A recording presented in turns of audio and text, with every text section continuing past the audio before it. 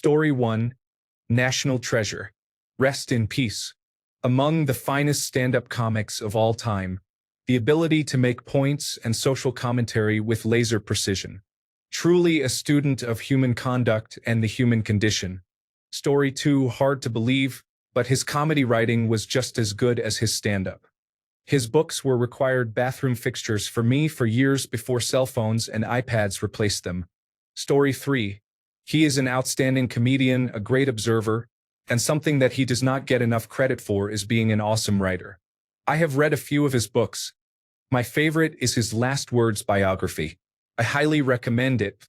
Story 4. Best comedic genius of his time. There was nobody that could deliver that style of humor better than him.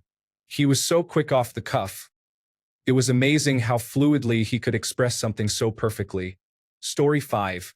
My first exposure was the 7 words you cannot say on television, which, to a teenager, was absolutely hilarious. He continued to be groundbreaking with his observational humor. He, along with Richard Pryor, is absolutely one of the best of all time. Story 6. Very smart, very observant, very funny. Of his time and ahead of his time, too. His reinvention from tuxedo comedian to the Carlin we know and love was epic. Story 7. Americans have trouble facing the truth, Carlin said. So they invent a kind of a soft language to protect themselves from it. Examples of this soft language. Unhoused, undocumented. Story 8. Inspiration for my username that I chose over 13 years ago. The greatest of all time, the true philosopher. I was a little kid when I heard A Place for My Stuff, and as he kept doing more and more HBO specials, I became more and more in line with his way of thinking, comedy, and art. Once in a lifetime, my only regret is not seeing him live. Story 9. When I was a young adult, I listened to George Carlin radio. They streamed all of his specials and records in chronological order every day at work for probably a few years. I had all his stuff more or less memorized. He has certainly helped me make sense of this weird planet. I teach my kids that it's just as important to question what you read as it is to read it all, just like Carlin said. Story 10. Legendary wit, brilliant comic, incisive social critic. But many also forget, he fought for free speech. Following in the footsteps of Lenny Bruce, he created the legendary 7 words you can't say on television bit. Carlin would be arrested for performing this at a show, not even broadcast, in Milwaukee. Airing of the bit from one of his comedy albums would become a case of the Federal Communications Commission versus free speech that went all the way to the Supreme Court of the United States and would set precedents for what was allowed to be broadcast and when. Story 11. He saw it all and he cared enough to share with the rest of us. Conservatives want live babies so they can train them to be dead soldiers. Heard that for the first time when I was, 13? It opened the door to an entire worldview from which I, and I suspect many, many others, have benefited. If I had to give someone one bit exemplifying his power of analysis and social commentary, it would be this. There's a reason education sucks, and it's the same reason that it will never, ever, ever be fixed. It's never gonna get any better. Don't look for it. Be happy with what you got. Because the owners of this country don't want that. I'm talking about the real owners now, the real owners, the big wealthy business interests that control things and make all the important decisions. Forget the politicians. The politicians are put there to give you the idea that you have freedom of choice. You don't. You have no choice. You have owners. They own you. They own everything. They own all the important land. They own and control the corporations. They've long since bought and paid for the Senate, the Congress, the state houses, the city halls. They got the judges in their back pockets, and they own all the big media companies, so they control just about all of the news and information you get to hear. They got you by the balls. They spend billions of dollars every year lobbying to get what they want. Well, we know what they want. They want more for themselves and less for everybody else, but I'll tell you what they don't want. They don't want a population of citizens capable of critical thinking. They don't want well-informed, well-educated people capable of critical thinking. They're not interested in that. That doesn't help them.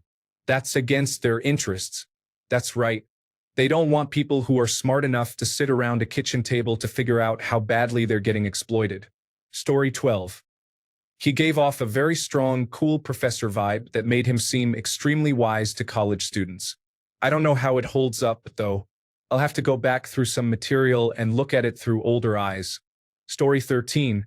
He basically invented stand-up comedy as we know it and is the reason why many of today's comedians get into comedy.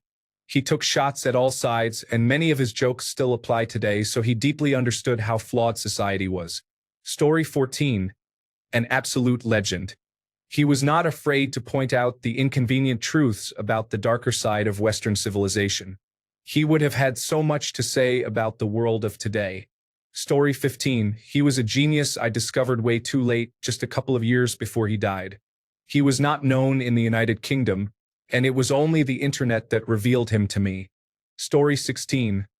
Solidly on point with his social commentary, especially for his time. But I must admit, I have never actually laughed at a single George Carlin bit. I would welcome recommendations for the best bits. I just haven't found them actually funny yet. Story 17. Liked him as a comedian. Loved him as Rufus. Felt his most important performance was as the conductor at Shining Time Station. He and LeVar Burton helped shape who I was as a kid. Story 18. There was a story his daughter shared once, I think in her book. When she was growing up, her parents had a kind of laissez-faire, very hippie parenting style. She actually thought her parents didn't care about her because they weren't more strict and gave her the power to make her own choices. So she was very resentful of her parents. Then one day, she was getting dropped off from a date, and the date was being inappropriate. George overheard and came out with a baseball bat and ran off the kid, telling him he'd kill him if he ever came near his daughter again. She changed her mind about them that day. I always enjoyed thinking about seeing George Carlin chasing off some kid with a baseball bat. Story 19. Not only was he an incredible comedian and social commentator, but he was the narrator on the Thomas the Tank Engine show for a long while. To this day, he is my favorite narrator of all time. Story 20. Carlin was the best social commentator of our time. He spoke truth to power with a witty clarity few others have been able to achieve. He leaves a big hole behind, and I sincerely hope someone steps in and fills it. We need our court jesters more than ever. Story 21. He was so funny and logical. I have also listened to him so much I don't really laugh anymore, but I recognize his talent. He was just so analytical with his humor and quick-witted. Story 22. A lot of great comments, but I really appreciated his amazing way with language.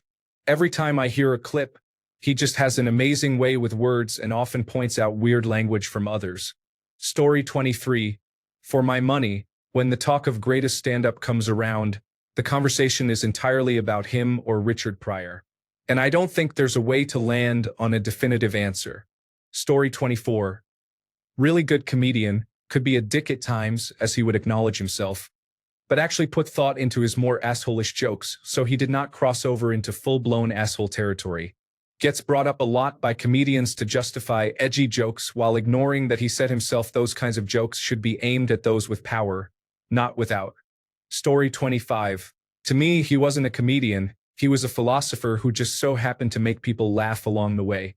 His American Dream routine was one of the most on-the-nose things I've ever heard, still relevant today. Story 26. He was pointing out systems and processes in play when it comes to our country and who runs it that would not be manifest for many of us until years later. Trump would not surprise him in the slightest. Story 27. Love him. One of the greatest of all time. I think about him often whenever a modern comedian criticizes Trump or the right like Bill Burr. I think about how much they probably like Carlin, but would have hated him if he were still alive today and able to comment on the current state of the world. Story 28. I recommend the documentary George Carlin's American Dream on HBO. I was a big fan of his, but there was so much of his life I had no clue about. That guy reinvented himself so many times. Story 29.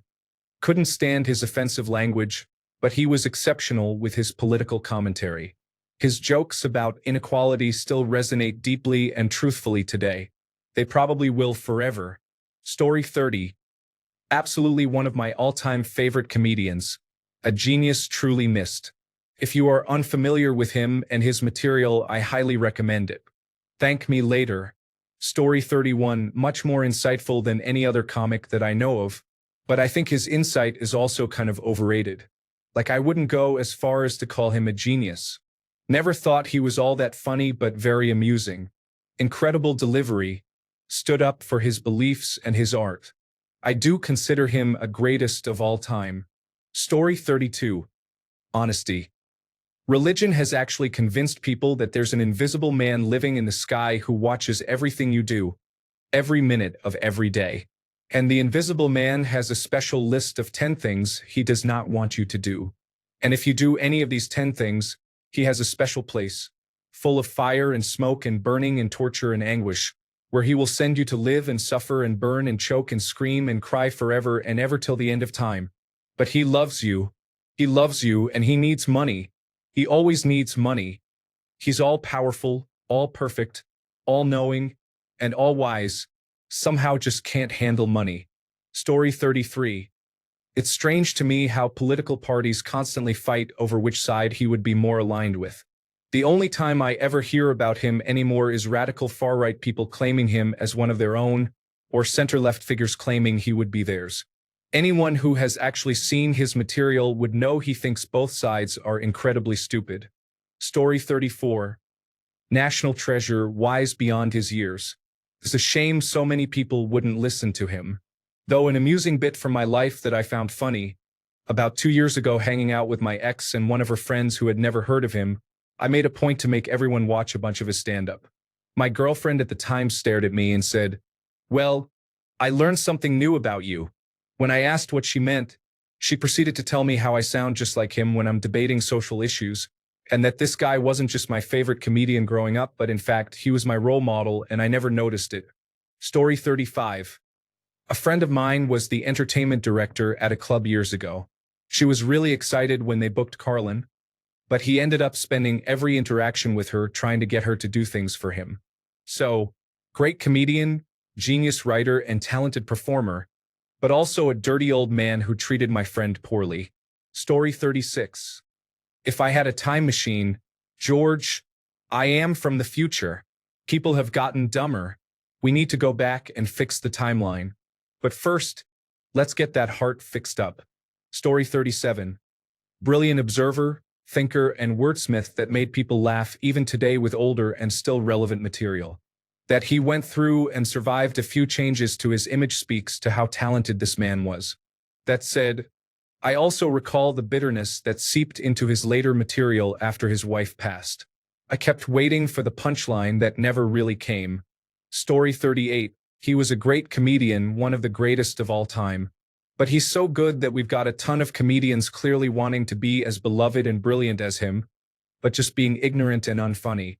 Then those same comedians decry their audience for being too soft or politically correct to understand the brilliance of their insights.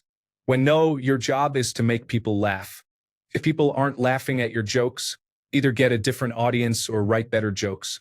You can talk all you want about speaking truth to power or challenging the status quo, but if people aren't laughing at your jokes, then you fail as a comedian. Story 39. He used to be on another kid's show in the 1980s or 1990s. I think it was called Lamb Chop or something like that. It surprised me when I watched his stand-up that he had such a foul mouth to be on a kid's TV show, but he does a good job with both stand-up and kids' shows. It's funny that he's been telling people about corruption in government and Hollywood since the early 1990s, and people are just now catching on to it. Story 40. The greatest of all time. Impossible to deny his talent and foresight. I understand some Generation Z influencer recently went viral for attacking Carlin. I haven't watched the video and I don't plan to. If you did, you can rest assured that said influencer is full of nonsense. Story 41. I didn't meet much of my family, so for fun and for people to look up to, I filled in missing grandparents with public figures. I chose Carlin as the grandpa I never met. I love his no-nonsense style so much. He's a good antidote to having been raised in a strict religious household. Story 42. One of the freest people to ever live, along with Bill Hicks, he was nothing short of prophetic in terms of what is going on in the world today. He did not just understand the human condition the way philosophers throughout history have. He could actually explain it and boil it down to its core components. Bill Hicks is in that same category of understanding social patterns, both microscopic and global. Story 43. The 7 words bit is misremembered. He was performing at a family-friendly event and was warned prior to the event to cool it with the profanity. All those other details were forgotten. Story 44. Loved his comedy. Saw him multiple times. Had tickets to the last show he was going to do before he died. I don't think too deeply about what he said or how he would think about things today. I enjoyed him for the time he was around. Story 45. Not the kind of comic that will have you rolling with laughter, except for a few iconic lines, but a person with sharp wit and admirable mentality. I would love for him to live today and hear his opinion on Elon Musk, Donald Trump, artificial intelligence, and the like. Story 46. Loved him growing up. Takeoffs and put-ons was in heavy rotation in my friend's circle. Then he seemed dated for a long stretch. Started digging him again after catching a special on cable or something. His angry political and societal observations were brutally on target and funny.